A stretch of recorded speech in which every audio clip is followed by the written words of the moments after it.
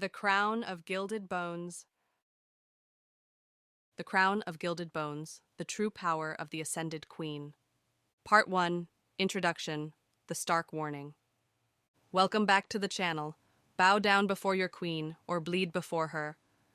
Following the heart-stopping cliffhanger of Book 2, the era of the maiden is officially dead. Poppy is no longer the sheltered girl behind a veil, nor is she just a prize to be won. She has finally realized the true power surging through her veins, a bloodline older and more terrifying than anyone ever imagined. But as we've learned throughout this journey, absolute power always attracts absolute betrayal. In The Crown of Gilded Bones, the third installment of the From Blood and Ash saga, Poppy finds herself at a crossroads. Both the kingdom she fled and the kingdom she's entering want to either control her or destroy her. The question is, will she be the savior the world needs, or the harbinger of its destruction? Today, we decode the ascension of a queen who refuses to bow. Part 2, The Revelations That Shatter the Foundation. Jennifer L. Armentrout uses this installment to completely rewrite the rules of her universe.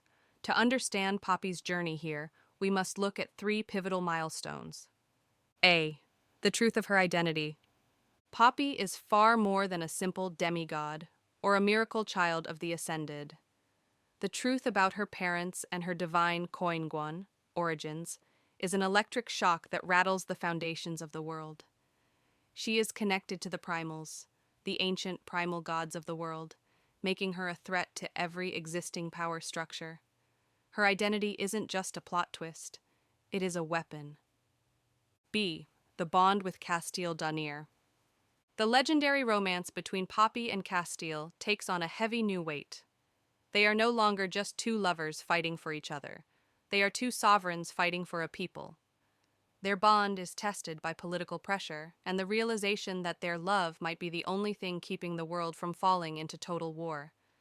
Their heartmate connection is beautiful, but in this book, it becomes a strategic target for their enemies. C. The Kingdom of Ilya. For the first time, we dive deep into the culture of Atlantia.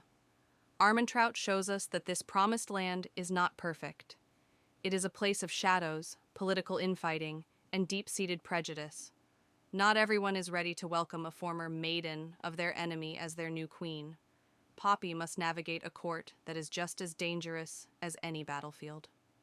Part 3, The Antagonist, the Cruelty of the White Queen. Every great hero needs a villain who can match them, and in this book, we face the terrifying presence of the White Queen. Queen Ileana, Isbeth. The Queen of Solace is not just a typical villain. She is a master of psychological manipulation. She doesn't just want to kill Poppy, she wants to break her spirit. As the secrets of Isbeth's past are revealed, we see a woman driven by a dark, twisted love and a thirst for vengeance that spans centuries. A war of beliefs. The conflict in The Crown of Gilded Bones is fought with more than just steel. It is a war of faith and trust. Poppy is forced to confront people she once trusted, people who turn out to be puppets of the White Queen. This psychological warfare forces Poppy to grow up fast, realizing that in the game of crowns, mercy can be a death sentence. Part 4. Why the Blood and Ash series is addictive. What makes Jennifer L. Armentrout a master of modern fantasy? It is her ability to balance the epic with the intimate. The signature style. Armentrout perfectly balances heart-pounding action sequences with the steamy romance that has made this series a global sensation. But the romance never overshadows the plot. The stakes are real, the blood is red, and the consequences of every battle are felt. Poppy's sovereignty. Watching Poppy's evolution is incredibly satisfying. She moves from a victim of circumstance to a leader who takes charge of her own fate. She learns to wield her divinity not for ego, but for protection. She is a queen who isn't afraid to get her hands dirty. The expanding mythology. This book broadens the horizon of the series, introducing us to the deities and the ancient history of the Chosen. It turns a vampire romance story into a high fantasy epic that rivals the greats, setting the stage for even grander battles to come. Part 5. Conclusion, The Weight of the Crown. In the end, The Crown of Gilded Bones teaches us a profound lesson. A crown is not defined by gold or gems, but by the weight of the lives the one who wears it must carry. The 30-book milestone wrap-up. And here we are, friends. We have officially reached the 30-book milestone. What an incredible journey it has been. We have traveled from the gritty crime scenes of Stephen King to the visionary garages of Steve Jobs. We've decoded the marketing secrets of Alex Hormozy and explored the blood-soaked battlefields of the Crusades. Now we have witnessed the divine ascension of Poppy and Castile. This collection of 30 books is a testament to your hunger for knowledge and your passion for storytelling. I am so proud of this community for keeping the flame of reading alive. Whether it's business, history, or epic fantasy, every book we've covered has added a new layer to our understanding of the world.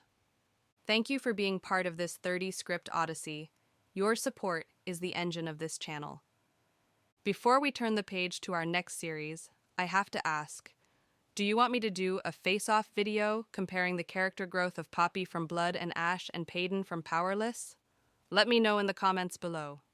Don't forget to like, subscribe, and hit the bell. We've conquered 30 books, but there are thousands more waiting to be decoded. Until our next journey starts, stay curious, stay brave, and keep reading. Goodbye.